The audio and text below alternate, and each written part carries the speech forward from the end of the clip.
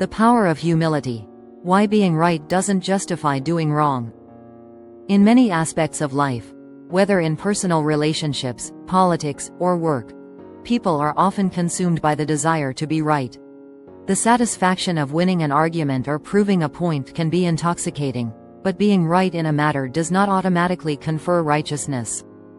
It is a common trap to believe that simply having the correct facts or perspective gives us the license to act with impunity or to disregard the humanity of those who disagree with us.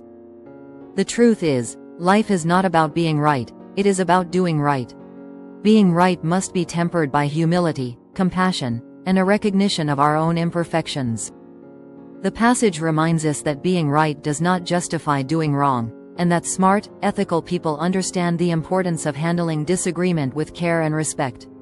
The ability to act rightly, especially when we believe we are correct, requires not only intelligence but also emotional maturity and self-awareness. It is not enough to simply possess the truth. We must also use it wisely and ethically, acknowledging that our own understanding is limited and that our actions have real consequences for others. One of the most dangerous aspects of believing we are right is the moral certainty it can breed. History is filled with examples of individuals, groups, and even nations that believed their righteousness justified terrible actions. Consider the Crusades, a series of religious wars fought between Christians and Muslims during the medieval period. Both sides believed they were right in their faith and their cause, but this belief led to immense violence, bloodshed, and destruction. Being right, or at least believing one is right, was not enough to prevent the atrocities that followed. In more recent history, the horrors of the Holocaust were fueled by a toxic combination of false rightness and ideological certainty. Adolf Hitler and his followers believed they were right in their racial superiority and in their goal of creating a pure society. This certainty led to some of the most heinous crimes against humanity the world has ever seen.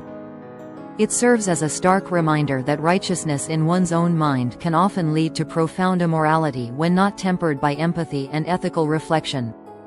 Moral certainty can create a dangerous sense of entitlement, where individuals believe that being right absolves them of the responsibility to act with compassion or restraint.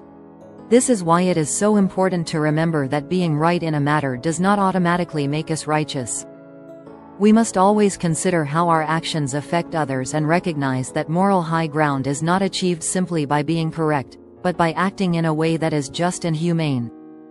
In moments of disagreement or conflict, it is tempting to focus on the flaws or mistakes of others. However, true wisdom lies in acknowledging our own imperfections and understanding how they shape our interactions with others. This idea is reflected in the philosophy of Stoicism, particularly in the teachings of Marcus Aurelius.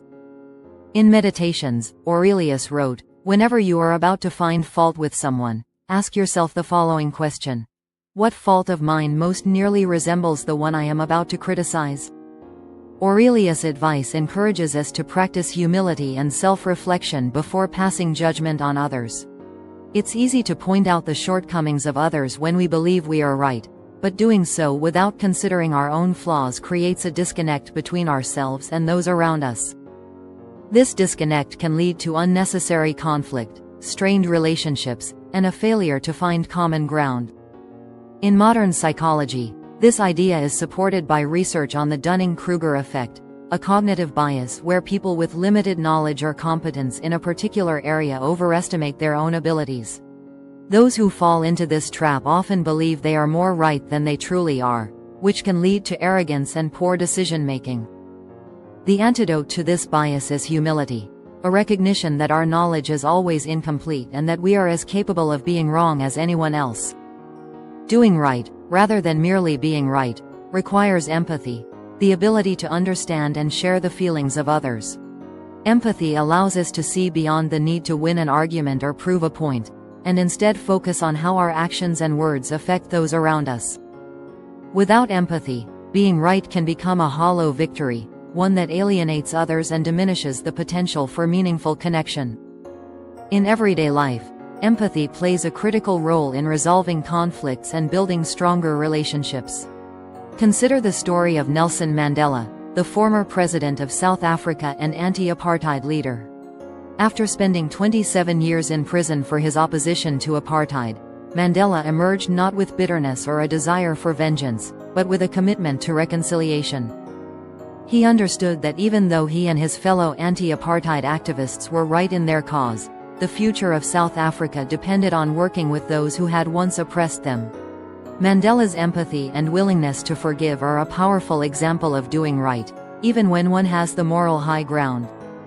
Empathy also helps us navigate the complexities of moral disagreement. When we encounter people who hold different views or values, it can be easy to dismiss them or treat them with disdain. But doing right means understanding that even those we disagree with are human beings deserving of respect. By approaching disagreements with empathy, we create the possibility for dialogue and understanding, rather than division and hostility. In many situations, it is possible to be both right and compassionate. This balance is what ultimately defines ethical behavior. Mahatma Gandhi is often quoted as saying, "The truth is by nature self-evident. As soon as you remove the cobwebs of ignorance that surround it, it shines clear." However, Gandhi also believed that truth must be coupled with nonviolence and compassion. For Gandhi, truth was not just about being correct, it was about how that truth was communicated and acted upon. He believed that truth without empathy or kindness could be as harmful as a lie. His approach to nonviolent resistance, or satyagraha, was based on the idea that even when fighting against injustice, one must do so with a deep respect for the humanity of others, even one's adversaries. This concept of balancing truth with compassion is essential in any disagreement or conflict. Being right should never be an excuse for arrogance, cruelty, or callousness. Instead, it should guide us to act with integrity and humility, recognizing that our truth, no matter how important, does not grant us the right to diminish others. Acting with compassion ensures that we honor the dignity of those we disagree with, while also holding firm to our principles. In practical terms, this balance can be seen in everyday interactions. For instance, in the workplace, a manager might be correct in identifying an employee's mistake, but how that feedback is delivered can make all the difference. A compassionate approach, one that acknowledges the employee's effort and offers constructive advice, can help build trust and improve performance, whereas a harsh or condescending response might damage the relationship and lead to resentment. Another critical aspect of doing right, even when being right, is the ability to forgive.